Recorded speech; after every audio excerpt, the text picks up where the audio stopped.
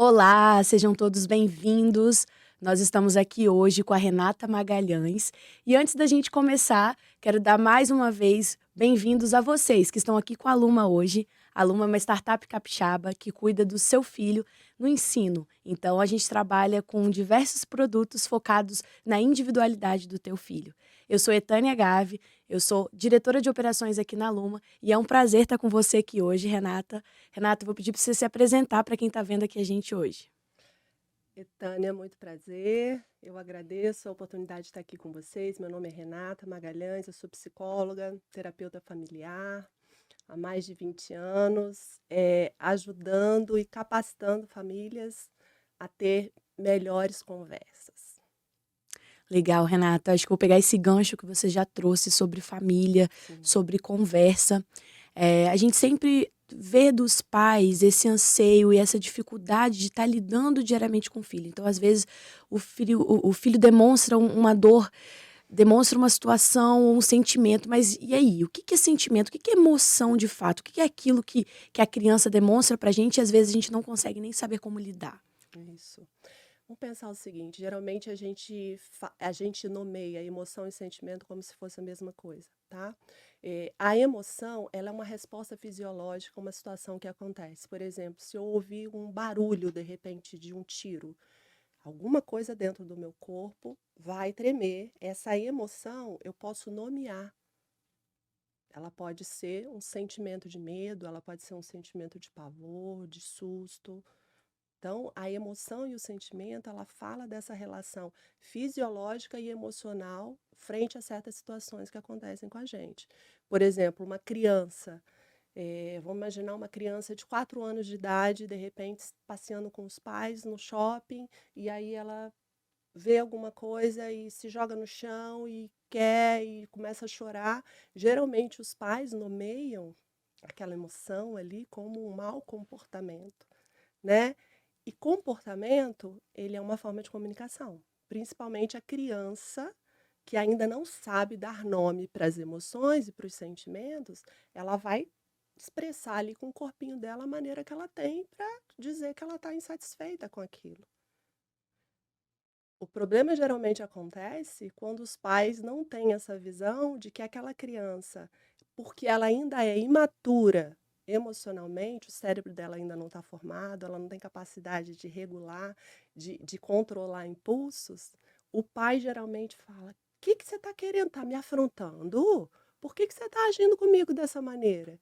E a criança não tem nem capacidade para aquilo ainda, porque a Sim. cabecinha dela ainda, a parte do cérebro ainda não está formada. Então, quando a gente leva para o pessoal uma coisa que é fisiológica, a gente confunde tudo. Por isso que às vezes os pais têm dificuldade de lidar com as emoções e os sentimentos dos filhos, porque eles não conseguem ler, como se fosse uma miopia. Eu vejo um mau comportamento, e aí, na minha visão, essa criança tem que se comportar bem, e Uhum. aí eu digo então que ela está errada. E aí, o que que essa criança vai aprender? Se eu tiver com raiva, eu não posso mostrar para a mamãe, tem que esconder. Então, ao invés de você abrir ali dentro de casa um espaço para falar sobre emoções, sentimentos, um espaço seguro onde você pode nomear para a criança: você está com raiva, né, meu amor? Você está triste? Como é que está o seu corpinho? A criança vai aprendendo e ela vai se tornando cada vez mais capacitada para lidar com os imprevistos. E cresce um adulto muito mais emocionalmente seguro, né? Então, nesses casos ali que acontece, por exemplo, da criança fazer uma birra ou de ficar com raiva, qual que é o melhor caminho para os pais lidarem com essa situação ali no momento? Sim, primeiro lembrar que quem é o adulto responsável ali da relação. Às vezes a gente esquece. Sim, Às vezes é um pai fazendo birra com uma com a criança de 4 criança. anos fazendo birra, porque adulto também faz birra, né? Sim. Só que a gente dá outro nome para isso. Então, a primeira coisa, eu acho que a informação, ela salva vida e relacionamentos, né? Primeiro é se lembrar: eu sou o adulto responsável. Eu sou responsável por ajudar essa criança que ainda fisiologicamente não tem o cérebro maduro, não sabe ainda se corregular sozinho. Então, eu preciso ser o cérebro maduro para ajudar essa criança a se acalmar. Mas se esse adulto também não aprendeu a corregulação, como que ele vai ensinar para a criança? Então percebe que tem a ver com aprendizado, com treino. E hoje em dia a gente tem muita informação, né? Primeiro é sobre entender. Eu gosto de dar um exemplo seguinte. Imagina se uma criança está se afogando, está numa piscina, uma festa em família e a criança está se afogando. Qualquer adulto que vira aquela situação não vai ter dúvida de que aquela criança precisa de ajuda, não Sim, é verdade? sim. Então, ou vai jogar uma boia, ou vai pular na piscina e vai salvar aquela criança, porque é óbvio que ela está passando mal e que ela precisa de socorro. Se a gente conseguir lembrar dessa ideia mental, cada vez que uma criança faz birra, que ela está se afogando nas emoções, a gente vai salvar ela no sentido de tentar regular, ao invés de debater, ao invés de Sim. confrontar. E aí muda tudo, né? Porque a gente tem essa capacidade dos neurônios espelhos, que é uma capacidade regulatória, da mesma maneira que uma pessoa que chega do seu lado e está estressada, você, você recebe aquele impulso ali, né? E você se estressa também, da mesma maneira que a pessoa está com calma, está em paz, você reflete aquilo ali para o outro. Então, é uma questão cerebral mesmo. Então, a gente precisa fazer isso com as crianças, para ensinar elas a se autorregularem. Porque elas pequenas, elas ainda não são capazes disso. Mas é esse adulto que precisa lembrar que o trabalho tem que começar dele. Até nesse processo, acho que de formação, você falou que a criança está se entendendo nessa maturidade. Como que funciona na prática? Assim, existe, a gente pode dizer que na adolescência a criança já se entende melhor, ela já consegue lidar, como que funciona? Ou não, até no adulto ainda tem casos que não chegou Então, nesse processo. ótima pergunta. Vamos pensar o seguinte, em termos de formação, quando a gente nasce eh, inacabado, ok? Algumas questões básicas ali já estão prontas, por exemplo, o bebezinho, ele sente um incômodo na barriga, ele chora, não importa se são 3 horas da manhã, 2 horas da manhã, ele tem essa capacidade ali de comunicar. E a única forma que ele tem de comunicar o mal-estar é o choro, né? Porém, conforme a criança vai crescendo, ela vai amadurecendo, o cérebro, ele nasce inacabado. E aí, às vezes, a gente tem essa ideia de que a adolescência, né, a criança fez 18 anos, então já é adulto, já tem Já está maioridade, está livre, livre, já tem consciência de tudo. Você sabe quanto tempo, em média, dura um cérebro para se formar, para se tornar totalmente maduro não fisiologicamente? tem ideia. Por volta dos 25 anos de idade. Caramba. Que essa parte aqui da testa, que a gente chama de córtex pré-frontal, é a última parte a se desenvolver. E é a parte responsável por planejamento, controle de impulsos. Então, às vezes, cobrar de uma criança, que a gente faz isso, às vezes a gente cobra de uma criança, cobrar de uma criança que tenha, que controle as suas emoções frente a uma frustração, é a mesma coisa que você querer que um bebê de 2 anos dirija um carro. Então, às vezes, o conhecimento ele traz uma luz que você não consegue mais enxergar a mesma coisa daquele jeito antigo. Os maus entendidos vêm porque a gente não tem esse conhecimento na maioria das vezes. A gente aprende tanta coisa nos colégios, né? Tantas matérias Sim. importantes, e a gente não sabe como que o nosso cérebro funciona, como que as emoções elas precisam ser alimentadas e treinadas e nomeadas e organizadas. Aproveitando esse gancho da escola, assim, como é que você avalia que é esse processo hoje, assim? Eu falo porque na minha formação, ensino médio, ensino fundamental, a gente tinha que aprender sobre química, sobre mols, química orgânica, e aprendia sobre biologia, mas pouco sobre nós. Assim, eu fui ter acesso a estudar sobre temas de saber conversar, de inteligência emocional, depois que eu já estava lá com meus 25 anos. Como que você avalia aí, no caso de num colégio ou num dia a dia que não tem isso, como que os pais eles podem também se posicionar para que esse tipo de debate, esse tipo de conteúdo possam surgir para os filhos? Sim, excelente pergunta.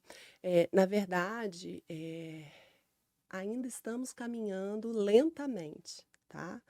As escolas ainda estão, parece que no século passado, assim, no que diz respeito a essa atenção à emoção, né?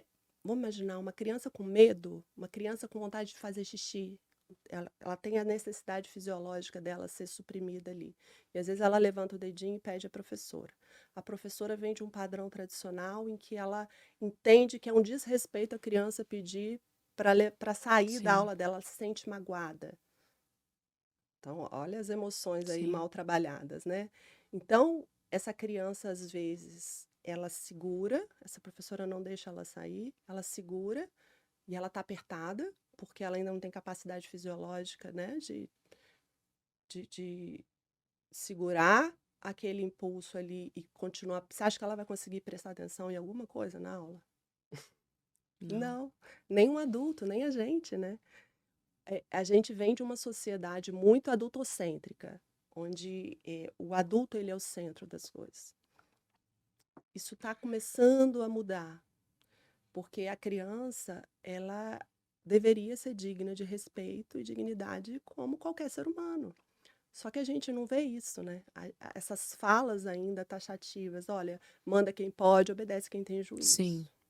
Ó, criança não tem vez. Cala a boca e fica aí. Cala a boca, fica aí e essa fala, que é muito violenta e perpetuada por conta dessa educação tradicional, infelizmente a gente ainda vê em muitas escolas. Porém, a gente precisa lembrar o seguinte: a responsabilidade é da família. Não dá para terceirizar. Não dá para terceirizar. Eu penso que família e escola, elas precisam caminhar juntas. É Sim, uma parceria de vida, mas a responsabilidade de educação sim. emocional é da família. Óbvio que se a escola cria ali um ambiente propício a esse tipo de ensino, de troca, maravilhoso. Maravilhoso para todos. Porque, inclusive, muitos professores são crianças feridas ainda, Uhum. Lidando com desorganizadas suas mágoas, com emocionalmente, suas. e disputam ali com a criança. A gente vê muitos Sim. relatos. Eu tenho duas meninas, volta e meia elas voltam para casa com relatos assim que eu falo, uau, não acredito. E como Caramba. esse espaço é muito aberto lá em casa, e elas têm muita clareza e têm muita liberdade de falar, elas mesmas já percebem, mãe, você acredita que a professora falou isso com o aluno? Mãe, você precisa ir lá dar uma palestra para essa escola. Já Eu já acho isso sente. interessante, né? Por quê? Porque elas já estão ligadas no que importa, no que E faz aí, diferença. trazendo esse ponto mais para a responsabilidade dos pais, assim, é, como que a gente pode dizer assim, qual que é o valor de trabalhar as emoções, de trabalhar esse lado com as crianças, assim? Por que que é importante de fato? Porque acho que para o pai entender que assim, ó, preciso olhar para isso. Então, primeiramente, porque um adulto seguro e conectado com as suas emoções, ele consegue se conectar com qualquer outra pessoa. Um adulto que precisou se desconectar das suas emoções quando criança para sobreviver àquele ambiente, onde não pôde, por exemplo, exprimir a sua raiva, a sua tristeza, porque o ambiente familiar não era propício para isso, porque a família via raiva como um desrespeito, ou você está reclamando de que você tem tudo do melhor, eu te dou casa, comida, te dou escola, você tem roupa de marca, você tem plano de saúde, É sempre e uma você troca, né? e Parece que é você está sempre um. um amor condicional, né? E você está reclamando de quê? Você é um ingrato. E aí a criança aprende o quê com aquilo ali? Porque às vezes não é nem esse verbal, às vezes é só um olhar fulminante que o pai e a mãe dá para o filho Sim. e a criança gela por dentro. Ela está aprendendo que não é seguro exprimir as emoções, falar das emoções. E isso é muito instintivo. Então, o que acontece? Geralmente a criança vai suprimindo, ela vai guardando, ela vai se aprisionando naquilo ali. E existem estudos hoje que mostram que quanto mais estresse tóxico a criança experimenta no início de vida, mais chance de adoecer fisicamente e mentalmente ela tem. Então, muitas das doenças que a maioria das pessoas tem hoje em dia, vamos dizer aí, Reflete. mais de 90%, está intimamente ligada a uma emoção desregulada ou uma incapacidade de lidar com os desafios da vida. Esse termo estresse tóxico, o que que é, assim? Estresse tóxico, vamos pensar o seguinte, todo mundo vai passar por situações desafiadoras na vida, ok? Uhum. E existem situações, o nosso corpo ele é dotado para reagir a certos movimentos como uma forma de segurança mesmo. Então vamos imaginar que a gente está aqui, de repente a gente escuta um barulho. A gente vai parar a nossa conversa aqui e vamos olhar para saber o que Uhum. está acontecendo. Então, a gente tem essa coisa muito primária desde nós, desde sempre, né? A gente tem uma tendência de, diante de um perigo, uma iminência de risco, ou a gente luta ou a gente fuga. Isso é uma coisa, a gente foge, como se fosse uma. Imagina lá da época que o homem precisava sair para caçar e Uhum. encontrava um urso no meio do caminho. Tipo um instinto de sobrevivência ali? Exatamente. Então, essa resposta fisiológica que o meu corpo dá diante de uma situação de estresse pode me salvar, pode Uhum. me salvar. O problema é quando esse estresse ele é repetido várias vezes e ele não desarma mais. Porque assim, o hormônio que a gente libera quando a gente está estressado é um cortisol. Cortisol, ele ao mesmo tempo que ele dá movimento, ele dá uma hipervigilância. Se ele ficar atuando muito tempo no seu corpo, ele é altamente corrosivo. Isso pode trazer danos seríssimos, inflamatórios, né, a nível dos órgãos internos mesmo. Então, imagina um detector de incêndio. Ele serve para quê? Ele serve para nos alertar de um risco, de uma iminência de um incêndio. Só que se o meu detector interno ele está avariado, eu às vezes vou acender aqui um incenso ou uma vela para relaxar e ele vai ler como um incêndio. Então ele vai despertar ali. Uhum. Então, se eu venho de um lar disfuncional, de muito estresse, de muito grito, de muita confusão, de muito abuso ou de negligência também, porque tem as violências invisíveis também, né? Eu vou ter um detector interno desregulado. Então, frente a qualquer situação, eu posso me sentir ameaçada. Tem pessoas que vivem assim. Por que que as pessoas estão tão reativas hoje em dia? Você nem terminou de falar, a pessoa já. Já reage, já se defende, porque elas estão naquela iminência de luta e de fuga. Ou às vezes paralisa, que é uma outra forma do nosso corpo reagir frente a um estresse. Já viu aqueles filmes de Discovery Channel, assim, às vezes o coelhinho, vem uma onça e vai pegar o coelhinho finge de Uhum. morto? Uhum. Ele desmaia, ele desconecta. A reação É a reação do corpo para poupar energia. Porque às vezes o animal não vai acabar com a vida do coelhinho ali, vai levar ele para a toca e o coelhinho pode fugir. A diferença é que o coelhinho, na hora que ele volta e ele entende que ele está seguro, ele consegue fugir, ele libera aquele cortisol todo ali e parte para outra. O ser humano, não. Ele congela e ele continua naquele estado de estresse, de alto nível de cortisol. O estresse, as emoções mais de um jeito as próprias negativas, assim, ou a forma de lidar errado, pode causar na criança alguma coisa já de cara? Por exemplo, criança tá com uma crise de ansiedade, reflete também no estômago, que às vezes reflete na pele. Como que funciona o sistema do nosso corpo, assim, em relação a isso? Certeza, certeza. Vamos pensar o seguinte, né? Somos seres biopsico, sócio-espirituais, para quem crê nisso também.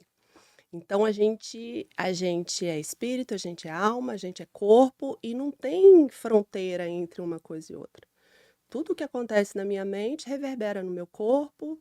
Às vezes, uma crença que eu tenho, existem estudos científicos que comprovam, né? Pessoas que têm fé, elas têm uma capacidade de cura muito maior. Por quê? Porque aquele pensamento, ele é tão forte que ele impacta toda a fisiologia do corpo da pessoa e faz com que ela produza mais, como pode-se dizer, mecanismo de enfrentamento para lidar com aquele estresse ali. Então a gente é um ser extremamente conectado e influenciado por todas essas instâncias. Então o ambiente, ele interfere, o temperamento que a pessoa tem, a personalidade, a fisiologia. Então quando você falou, né, existem estudos, por exemplo, tem pessoas que diante de uma situação de estresse, elas sentem dor no estômago. O estômago é a zona de Eu sou choque essa dela. pessoa. Tem pessoas que dá dor de cabeça, tem pessoas que travam mandíbula, né, então assim, o nosso corpo, ele é altamente inteligente. O quanto a gente tiver curiosidade de olhar para isso e falar: "O que esse meu corpo está dizendo das minhas emoções que eu não estou dando conta?". Porque a gente se dissociou muito, né, a gente anda muito distraído. Mas na verdade, eu creio que o corpo fala. As emoções, elas são maravilhosas, porque elas nos trazem informações muito valiosas para a gente. E geralmente as pessoas têm uma dificuldade muito grande em lidar com as emoções negativas, o medo, a tristeza. "Ai, para com isso. Engole o choro. Tá Uhum. chorando por quê? Para". A raiva, a tristeza, ela vem falar pra gente de coisas que são importantes pra gente que não estão sendo cuidadas, ou que estão em risco. Como é importante poder abrir esse espaço para isso, né? Mas se você vem de uma família onde você já não teve esse espaço, ou você não teve esse aprendizado, como que você vai ensinar isso para o seu filho? Você vai ter uma tendência de reproduzir aquele padrão lá atrás. Engole o choro, fica quieto, que isso não é legal. Sorri, vai lá. Sorri, Uhum, fica uhum. feliz. E aí cresce um adulto que não consegue dar limite para o outro, que não consegue dizer o que está sentindo, que não consegue pertencer ou estar conectado com ele mesmo, porque ele está tão acostumado a dissociar das emoções dele para sobreviver àquele sistema familiar, que hoje ele já não sente mais, ele está desconectado. É até uma questão de sobrevivência, né? Então, como é importante a família estar atenta a isso tudo, né? E dar espaço. E talvez as pessoas que estejam ouvindo a gente falem: "Poxa, mas eu não tive nada disso, e agora?". Agora ainda dá tempo. De fazer Ainda diferente, né. ainda dá tempo de estudar, de buscar ajuda, tem tantas informações disponíveis, né, porque a criança ela tá ali amorosamente disponível e aberta para qualquer tipo de aprendizado, seja ele positivo ou não. Então se pudesse dizer como que a gente pode trabalhar as emoções com as crianças, assim, tem um passo a passo, tem um jeito, algumas dicas que você daria? Então, penso que uma coisa muito importante é aprender a nomear, dar vocabulário emocional para a criança. "Ah, mas eu não consigo saber de todas as emoções". Ok, vamos pensar nas emoções mais básicas? Raiva, medo, tristeza, alegria, nojo, sei lá, as Uhum. básicas. Só de você nomear para a criança, ela já vai aprendendo. "Filho, você está com raiva, você está percebendo?". "Ah, não, tô com raiva". "Tá, olha, seu tom de voz está alto. Olha o seu corpinho, olha a sua mão como é que tá em punho. E o coração, como é que tá? Você tá sentindo o seu coração?". Então, nomear para a criança e abrir espaço, isso não significa ser permissivo, tá? Porque às vezes a criança tá com raiva e ela vai jogar longe um objeto, ou ela vai querer quebrar alguma coisa, e você pode segurar com firmeza, né, com amor ali e falar: "Olha, para mim é muito importante que você esteja seguro e aqui nessa casa ninguém machuca ninguém. Eu tô percebendo que você está com muita raiva, percebe? Essa energia é raiva, mas eu não vou te deixar bater em ninguém. Você não pode bater no seu irmãozinho, você não pode estragar seu brinquedo. Vamos buscar um lugar seguro para você liberar essa raiva, porque a raiva ela é uma energia. Não adianta Uhum. falar para a criança respirar quando Que ela ela não está com vai. raiva, porque ela vai dissociar daquilo ali.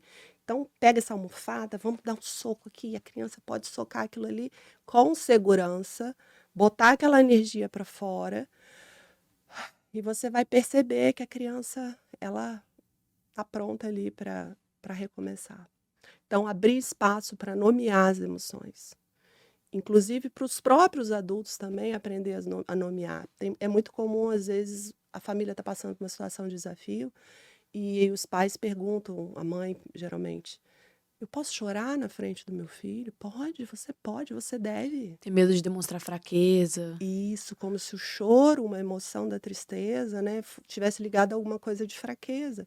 E não é. Todos nós temos situações difíceis. Então, olha, mamãe está chorando. Mamãe, você está chorando? Sim, mamãe está chorando, mamãe está triste. Mas olha, é uma situação da mamãe, não tem nada a ver com você. Porque a criança tem uma tendência de pegar tudo para ela. Se O ela que vê que eu a te fiz, criança chorar, mamãe? o que que eu te fiz, mamãe? Ou mamãe, você está com raiva, por que que você está me olhando assim desse jeito? O que que eu te fiz, mamãe? Filha, a mamãe está com raiva, mas a raiva é dela, não tem nada a ver com você. É uma história da mamãe. Mamãe está organizando melhor essa raiva. Deixa eu tomar um copo d'água, eu vou me acalmar e a gente volta a conversar em 10 minutos, pode ser? Você está ensinando para a criança uma autorregulação. Percebe? Mas você só consegue ensinar se você souber. Então, existem formas de aprender e de fazer esse resgate emocional. Os pais, eles acabam sendo reflexo ali, exemplo para os próprios filhos, né? Somos espelhos, né? Os filhos, eles absorvem tudo que o meio está proporcionando. Então, se eu tenho pais muito críticos, eu tenho uma tendência muito grande de me tornar uma criança crítica. Se eu tenho pais muito controladores, eu vou me tornar uma pessoa mais rígida. A gente aprende a ser e a estar no mundo a partir da nossa família. A família é a matriz da identidade, é lá que a gente aprende como lidar com coisas e pessoas. Então, olha a responsabilidade muito grande, né? Pegando esse gancho, então, de família, de ambiente, como que as famílias elas podem proporcionar um ambiente de criação ideal, assim, ou próximo ao ideal? É a conversa, é se entender, qual que é o caminho, assim? A criança tá, ou a idade que a criança tem, vai ter situações que a família ela tem que intervir ou ela tem que ajudar. Qual que seria esse ambiente ideal ali de criar os filhos? Então, ideal não existe, vamos pensar assim, porque família perfeita não tem, somos Uhum. falhos, somos humanos e ok, tá? Porém, existem famílias que podem ajudar mais. Tem famílias que ajudam mais e tem famílias que atrapalham mais. Tem esse lado também, né? Tem. Podemos ser intencionalmente esses pais que vão ajudar mais esses filhos. De que maneira? Primeiro, abrindo espaços seguros dentro de casa para conversas sobre emoções, sobre sentimento, sobre percepção, né? À medida em que eu estou atenta ao meu filho, se eu sou ali uma cuidadora primária, né? E eu estou conectada emocionalmente, eu estou disponível, eu vou perceber um olhar diferente da minha criança. O problema é que geralmente a gente tem estado tão distraído e tão Sim. desconectado das relações que a gente não percebe, Uhum. né? E os filhos cada vez mais nas telas e cada vez mais nos quartos. Então, assim, os pais estando disponíveis internamente para se conectar com esse filho já é um grande caminho, tá? E outra coisa é buscar informação. Buscar informação. O que que a ciência hoje traz, o que que a psicologia hoje traz, o que a educação respeitosa hoje traz, que pode me ajudar a ter melhores conversas. Porque ninguém nasce sabendo ser pai e mãe. E a gente precisa estudar sim. A gente estuda para ser tanta coisa, Sim, porque que a pessoa. profissionalmente, principalmente na criação de seres humanos. Então eu preciso me informar para me tornar mais capacitada para potencializar o meu filho. Eu me lembrei agora de uma história do Thomas Edison, né, que ele muito pequeno, ele foi para a escola e ele recebeu uma carta de um professor da direção e ele chega para a mãe e fala: "Mãe, olha só, eu recebi uma carta e eles falaram que eu não podia abrir, que eu tinha que te dar, você lê para mim? O que está escrito, mãe? Eu tô curioso. E aí a mãe abriu e de repente ele viu as lágrimas escorrerem e a mãe leu em voz alta para ele, falou: olha, seu filho é um gênio e a nossa escola não tem capacidade de oferecer para ele tudo o que ele precisa. Então, por favor, educa ele em casa, que vai ser melhor assim para ele. E essa Nossa, mãe educa ele em casa, tira ele da escola, e ele cresce e se torna aquele gênio que sempre foi. sim. E um dia essa mãe morre. E ele, olhando os pertences da mãe, arrumando, depois já idoso, ele acha essa carta. E ele fica curioso, ele lembra aquela carta da escola, e ele abre para ler. Você sabe o que estava escrito na carta? O quê? O seu filho é um deficiente mental e ele não tem capacidade para permanecer nessa escola. Ele está expulso. Meu Então, Deus. a potência de crescimento desse filho foi intimamente ligada ao que essa mãe enxergou. Então, provavelmente, se essa mãe tivesse Nossa. lido a verdade ali para ele, teria acabado, né? Ele não teria crescido, ele não teria chegado aonde ele chegou e feito descobertas tão importantes. E até nesse momento, assim, né? O quanto que ela foi sábia e ela teve discernimento para também. Porque será que ele estava. Aí volta aquela questão que você falou, formado suficientemente para lidar com uma fala dessa? Provavelmente não. Certeza que não. Ele ia receber aquilo ali como uma sentença. Principalmente se essa mãe averbasse aquilo ali, né? Porque o discurso materno ele é muito forte. E dói quando em certos momentos dói. Do mesmo jeito que pode te levantar, também pode. Porque você vê a Sim, figura da família como assim, a sua referência, é o que você tem, né? É o que você olha assim. exato, Tipo, é minha família, é aquela pessoa ali que eu vejo. Então, pro positivo ou pro negativo, né? Dá pra exato. empurrar ou também.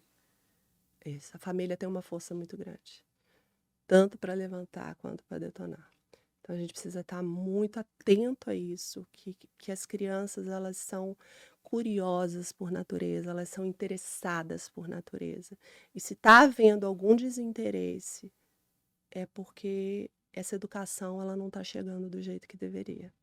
Porque é normal para as crianças terem esse instinto mesmo, né? Sim, as Que crianças é são isso? Pega aqui. Que é isso aqui? exploradoras. Mas isso aqui é o quê? E às vezes a gente fala, não mexe não. Pergunta nada não. Aí depois você Deixa isso de lado, quer deixa isso de reclamar que a lado. criança não tem pensamento crítico quando cresce, ou não pergunta, não tem criatividade, mas também como é que foi a Exa trajetória dela até aqui? Quantos nãos ela exatamente. levou para tudo que perguntou? Exatamente. Eu quero que você cresça e seja um adulto ambicioso, curioso, mas enquanto você é criança, por favor, você fica quietinho e me obedece, tá? A conta não fecha, né? Exato. Eu queria fazer uma pergunta. Sim. Você falou sobre a importância da família na construção da emoção da criança. E eu tenho uma experiência em casa que o meu pai, ele é o mais velho de três irmãs. E a vida inteira dele foi ele, as irmãs e a mãe. Uhum. Então, teve uma falta da figura paterna. Sim. E, infelizmente, isso é muito comum hoje, a falta de uma figura em casa, principalmente a figura paterna. O que isso influencia para o futuro dessa criança na construção emocional, na construção psicológica dela? Essa falta de uma figura paterna ou de uma figura materna, que é tão importante. As duas figuras elas são muito importantes. Sim. E a falta delas é extremamente prejudicial. Meu pai, por exemplo, mesmo, como foi sempre ele, as irmãs e a mãe, desde cedo ele teve que começar a trabalhar para ajudar em casa. Uhum. Então hoje ele trabalha sábado, domingo, feriado, até 11 horas da noite, por conta dessa consequência também. Então, vários aspectos em casa dele também, a forma como ele responde, como ele lida com as situações, é de uma maneira mais fechada nele mesmo, porque ele já contou histórias difíceis que ele já teve com padrastros durante a vida e tudo mais. Então, como que a falta dessa figura paterna ou materna influencia nessa construção emocional e psicológica para o futuro da criança? Pode traduzir nessa última pergunta, né? Hum? Dá o exemplo todo ou traduzir na última pergunta. Tá. Você pergunta de novo no microfone. Não, você que orientou isso. Sim. Peraí, vai. É, pegando esse gancho que você falou um pouco mais sobre família, não necessariamente todas as famílias elas são formadas ali pela figura paterna, figura materna. E isso influencia na formação do indivíduo, ter a ausência de um ou de outro? Sim, tanto a figura materna quanto paterna, vamos pensar numa família ideal, porque o pai geralmente ele é as famílias estão mudando muito, né, mas o Uhum, pai geralmente é essa figura de autoridade, de aquele que sai para trazer o sustento da casa, é aquele que proporciona segurança, né. A mãe geralmente ela é mais afeto, ela é mais abraço, ela é mais emoção, ela é mais alimentação. Então assim, as famílias estão mudando muito. Mas é muito importante que a criança ela tem alguém que represente esse papel de função materna e de função paterna. Às uhum, vezes não vai ser a figura do pai, às vezes uma criança que nasce numa família onde tem um pai, onde tem uma mãe, ela pode se sentir sozinha, mesmo tendo um pai e uma mãe, tendo uma uhum, configuração, vamos dizer assim, básica. E às vezes uma criança que nasce numa família e é criada por uma mãe ou por um avô, uma figura paterna ali, né, que exerce essa figura, ela pode se sentir muito mais alimentada. Então, assim, sempre volta. É o adulto que vai oferecer essa estabilidade para a criança. A gente fala sobre a função materna, a função paterna, tudo isso é muito importante. Mas vamos imaginar que se tiver uma pessoa, um cuidador principal, que está disponível, conectado, atento para atender as necessidades dessa criança, ela vai de vento em popa. Não é só a figura homem e mulher, é a presença, é a conexão. Então, provavelmente, se você nasce numa família onde você não tem uma figura paterna presente, onde você é o único filho entre 3, 4 mulheres e é o filho mais velho, você geralmente já é encaminhado pela família nesse lugar de provedor, e às vezes você tem só 12 anos de idade e você já perde essa inocência e já precisa amadurecer, então você queima etapas. Óbvio que o desenvolvimento desse adulto futuramente, ele vai ficar comprometido, porque ele aprendeu muito cedo que ele precisava se responsabilizar quando ele ainda não tinha nem capacidade sim. para cuidar das mulheres da família, por exemplo. E sobre a mudança de geração, assim, eu particularmente eu tive muitos irmãos, daí eu vejo os meus irmãos cada um com um filho, e aí a gente vê essa diferença, né? Famílias eram maiores, tinham 2, 3, 4, 5 filhos, e agora as famílias têm um filho. Qual que é essa diferenciação para os pais que vieram de família, que ele provavelmente poderia ter um irmão, para o filho que provavelmente não vai ter um irmão? Você diz se isso pode ser prejudicial ou não? É, e para o próprio pai, assim, né? Por exemplo, eu tinha muita amizade com os meus irmãos, assim. Uhum. Então era meu momento de conhecer, era o momento que eles falavam: "Ó, você tá errando aqui, melhora aqui". E aí eu olho para o lado, eu vejo os meus sobrinhos que são eles por eles, assim, né, os pais e um, os pais e um. Como que pode ser essa diferenciação para os próprios pais que vieram de um treinamento, né, de uma criação totalmente diferente, para passar isso daí para o filho, essa diferenciação de criação? Sim. Hoje em dia as mulheres estão indo mais para o mercado de trabalho, né, muita coisa está mudando e as pessoas estão optando por ter menos filhos, até porque a vida está mais corrida e por vários outros motivos. Vamos pensar, se a gente for trazer para a história, você que teve um histórico com vários irmãos, você teve um laboratório social muito maior. Uhum, Né, você pôde trocar experiências, você pôde, ter dentro de casa um local de treinamento relacional. E aí quando você vai para o mundo, você vai com muito mais experiência, né. Então a uhum. criança que hoje em dia ela é filha única e não tem muitas interações sociais, ela vai ser privada e vai ter que aprender de outra maneira. Tudo que a gente treina, a gente fica bom. E tudo aquilo que a gente não faz, a gente fica mais limitado. Então, não quer dizer que também, porque você faz parte de uma família com muitos irmãos, que você vai ser a pessoa mais relacionável e, e, e, e vai ter várias habilidades relacionais. Depende muito da qualidade. Uhum. Então, assim, se hoje você é um casal e decide ter um filho só, ok, é o que for melhor para aquele casal ali, desde que eles estejam inteiros na na responsabilidade de se conectar e suprir, não só fisicamente, não só com alimentos e roupinha, mas emocionalmente também, porque o cérebro está em desenvolvimento. Principalmente os 3 primeiros anos de vida, as relações que as crianças têm com os pais influenciam diretamente na formação cerebral.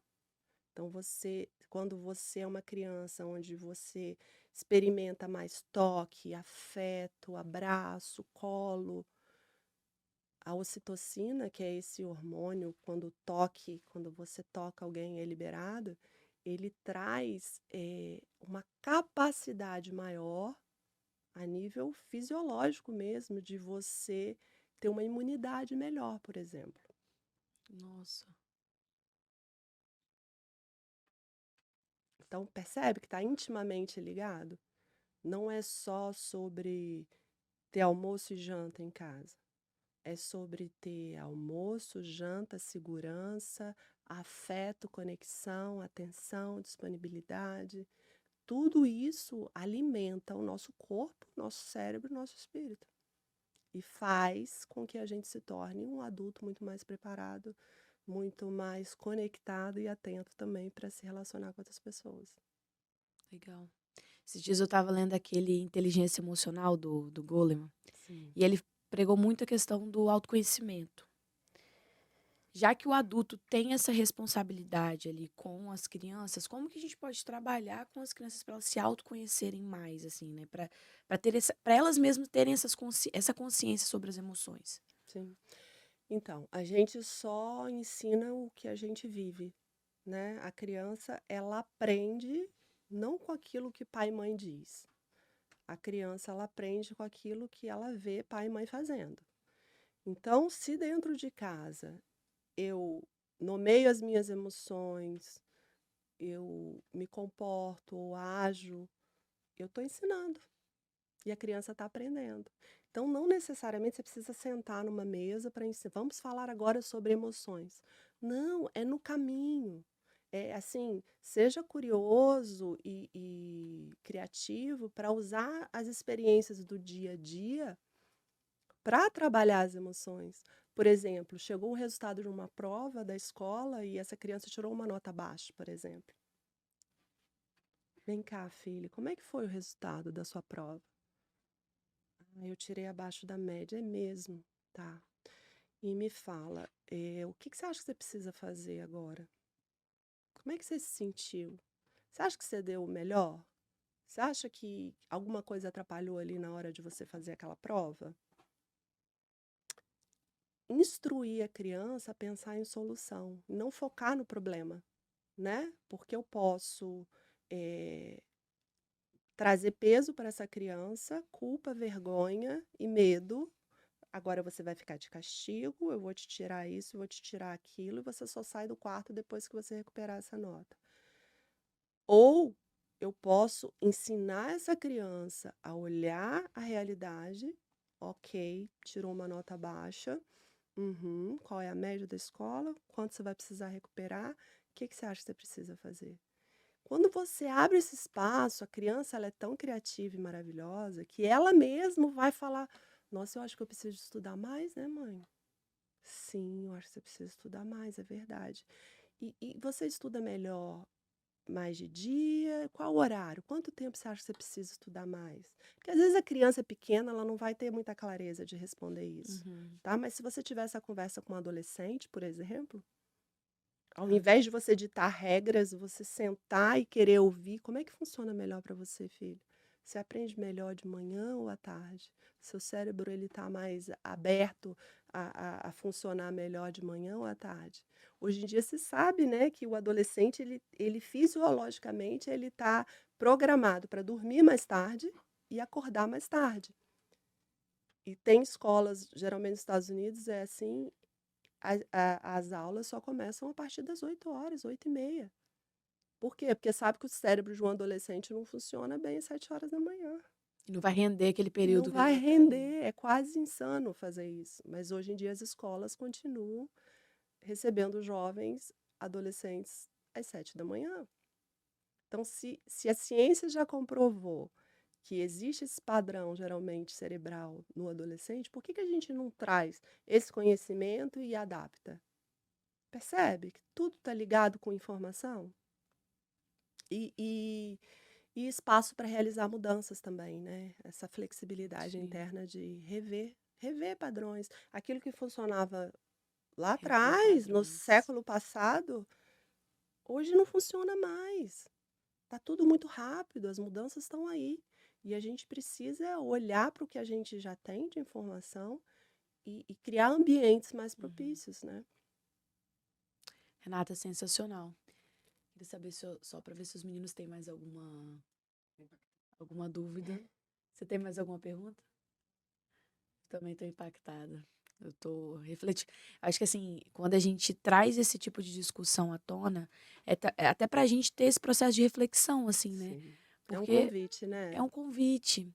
E aí, falando em convite, eu queria que você pudesse deixar para os pais que estão assistindo a gente um convite para poder conversar mais sobre esse tema e trazer para isso para dentro de casa. Então, se você tiver dicas do que eles podem ler, estudar, ou conversar, ou como guiar, queria te pedir para deixar essa dica final para os pais.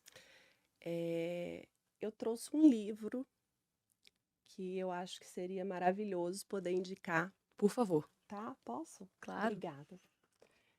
Que eu acho que descobriu que está grávida, exame deu positivo, maravilhoso. Ao invés de dar fralda, chupeta e mamadeira, dá um livro. Papai, mamãe, vovó, a família inteira. Esse aqui fala, é da Sue Gerard. Por que o amor importa, né? E como o afeto molda o cérebro do bebê. Então, é um livro incrível que traz, fundamentado na ciência, mas de uma forma muito gostosa de ler, eh, informações preciosíssimas de como alimentar e de como abrir espaços para conversas e de como nos convida a ocupar esse lugar de responsabilidade e daquele que vai impactar as próximas gerações. Esse é meu convite, se tornem pais mais curiosos e informados, porque hoje a gente tem muita coisa maravilhosa por aí e foi um prazer, eu quero agradecer a oportunidade. Renata, sensacional te agradecer até por essa indicação. Você brincou ali e falou, gente, não dá só fralda não, né? Dá uma oportunidade para que as mães, para que os pais, para que as famílias, cada vez mais elas consigam trazer isso à tona, porque a gente aqui agora é responsável pelas gerações futuras, né? Sim. Então, se cada vez mais a gente tiver mais consciência, a gente vai ter mais responsabilidade e vai querer, de fato, que o futuro seja cada vez melhor. É isso. Muito, muito obrigada, Renata. É um prazer ter você aqui com a gente, agradecer. Prazer foi meu. E espero que a gente se veja logo em breve. Isso. Até mais. Ok, querida. Tchau, tchau.